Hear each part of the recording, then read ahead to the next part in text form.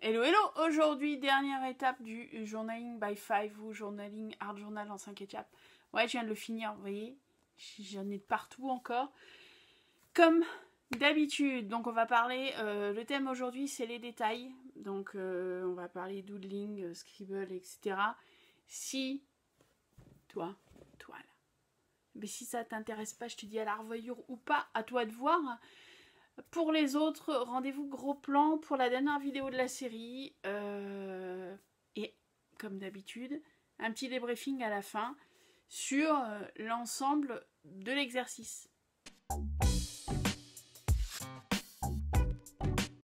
Dernière étape de ce Art Journal 5. Étape sans réfléchir, on laisse le cerveau gauche, côté rationnel, qui est très critique, qui se compare, etc. en sommeil. On travaille avec le droit, le créatif, limite de l'intuitif. La dernière étape, c'est les détails. Donc, c'est là qu'on va pouvoir gribouiller les doodling en anglais. J'ai préparé pour cela. Je vais vous montrer un peu ce que j'ai préparé. J'ai pas sorti 12 milliards de choses. Je sais pas si j'utiliserai tout. Mais en gros, j'ai sorti 4 types de stylos différents. Alors, les stylos gel, noir et blanc, pas la même épaisseur, etc. Donc, stylo gel. Un feutre, qui est un feutre aquarelle, mais pour le côté là, et en violet. Parce que finalement les encres que j'ai utilisées c'est du noir et du violet. Je me dis que peut-être des touches de violet pourraient faire du sens.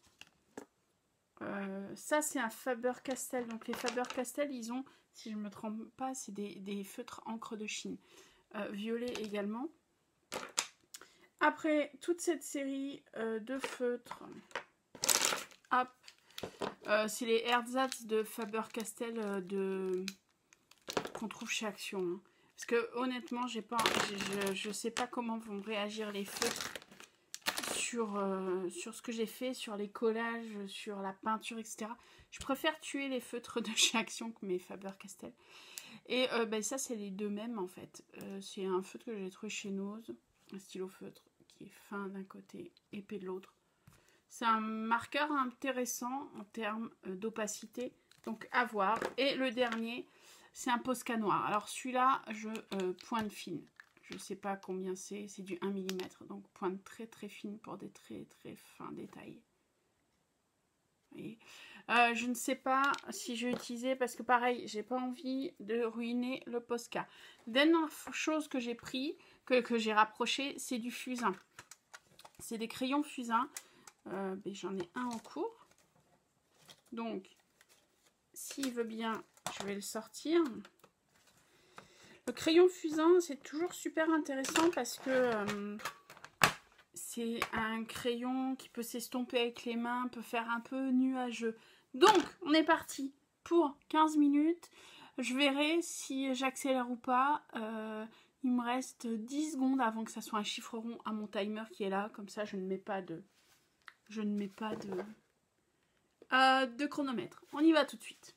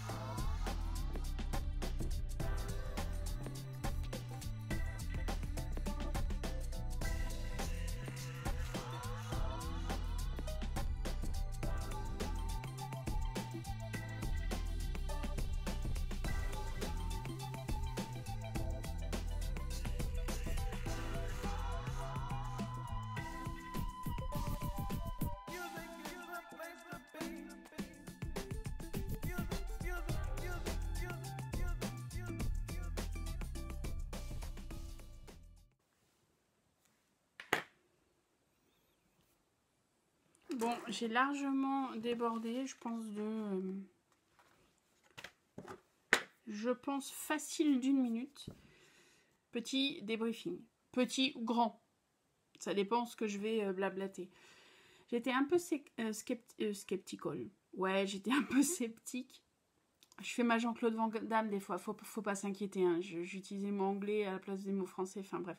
J'étais un peu sceptique quant à l'exercice au début. Parce que j'ai vraiment joué le jeu. De ne pas utiliser mon cerveau gauche. À savoir qu'entre chaque étape, je mettais les pages loin pour les oublier et pour ne pas commencer à réfléchir indirectement à la construction de la prochaine étape, quoi ou qu'est-ce.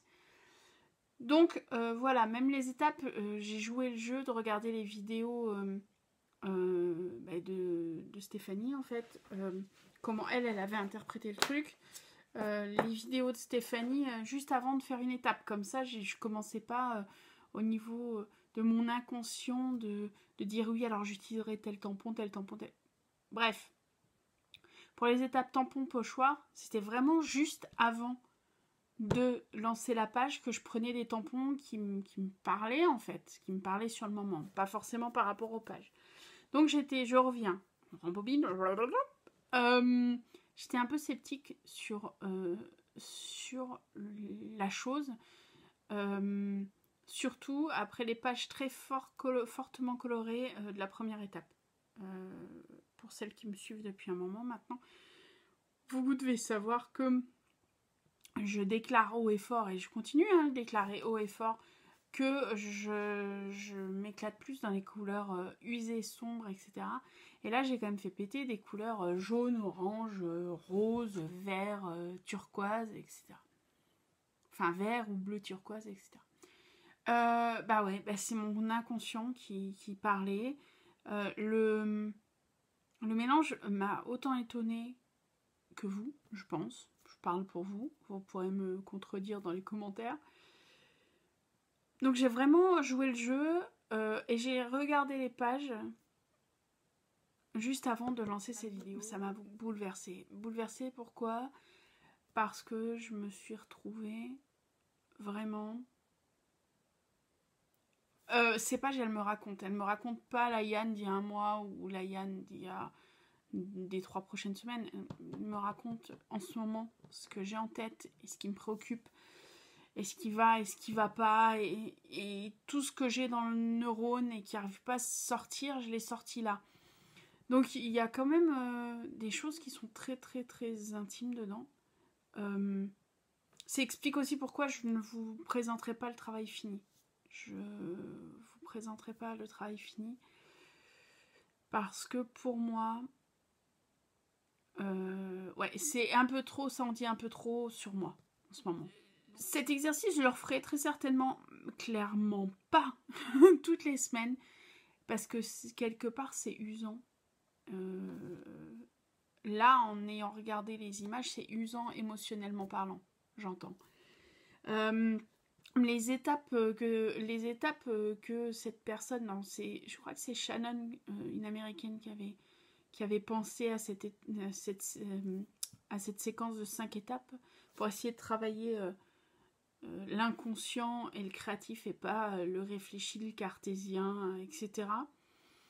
Je vais peut-être l'appliquer sur des séries d'art journal. Je vous annonce, je vais commencer des séries d'art journal. Maintenant, est-ce que je les montrerai tous ? Clairement pas. Est-ce que je pense que je vous montrerai des choses qui sont sur des thèmes